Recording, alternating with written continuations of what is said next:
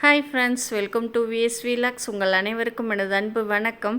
இன்றைக்கி நம்ம மோர் குழம்பு 5 நிமிஷம்தாங்க இதுக்கு ஆகும். இன்ஸ்டன்ட் மோர் குழம்புன்னு சொல்லுவேன். டேஸ்ட்டு ரொம்பவே நல்லா இருக்குங்க. நம்ம அரைச்சி ஊற்றணும் அப்படிங்கிறதெல்லாம் இல்லைங்க, ஈஸியாக செஞ்சிடலாம். இந்த மோர் குழம்போட காரமாக சாப்பிட்றதுக்கு காளான் மிளகு வறுவலும் அப்பளம் வச்சுருக்கேங்க. சாப்பிட்டு பாருங்கள், இதை மாதிரி அவ்வளோ டேஸ்ட்டாக இருக்கும்.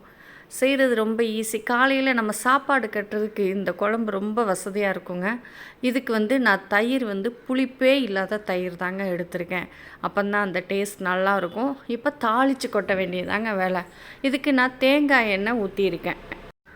எண்ணெய் சூடானோடனே கொஞ்சம் கடுகு, உளுந்தம்பருப்பு 2-3 போட்டு, இதுலேயும் கொஞ்சம் சீரகம் போட்டு பொரிய விடலாங்க. நல்லா பொரிஞ்சதுக்கப்புறம் இதில் கொஞ்சமாக கறிவேப்பிலை, ஒரே ஒரு பச்சை மிளகாவை சின்னதாக கட் பண்ணி வச்சுருக்கேங்க, அதையும் போட்டு வறுத்துடலாம்.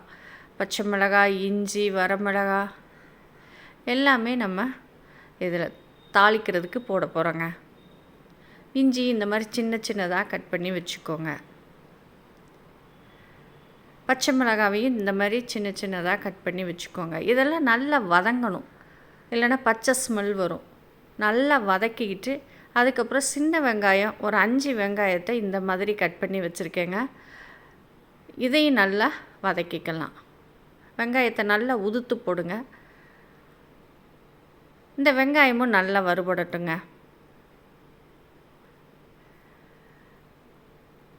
இதில் ஒரே ஒரு சின்ன தக்காளி எடுத்திருக்கேன். ஏன்னா புளிப்பே இல்லாத தயிர் எடுத்திருக்கேன். இந்த தக்காளி போடுறப்போ ரொம்ப டேஸ்ட்டாக இருக்குங்க. கண்டிப்பாக தக்காளி போட்டுக்கோங்க. புளிப்பு இருந்துச்சு தயிரில் அப்படின்னா தக்காளி போடாதீங்க. இந்த தக்காளி லைட்டு புளிப்பு சுவை கொடுத்து நல்லா இருக்கும் டேஸ்ட்டு.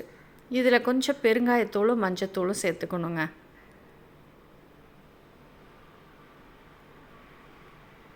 இதையும் லைட்டாக வதக்கி விட்டுக்கலாம்.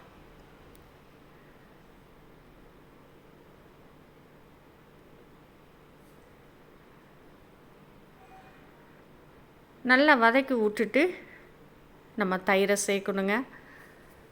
ஸ்டவ்வை சிம்மில் வச்சுக்கோங்க.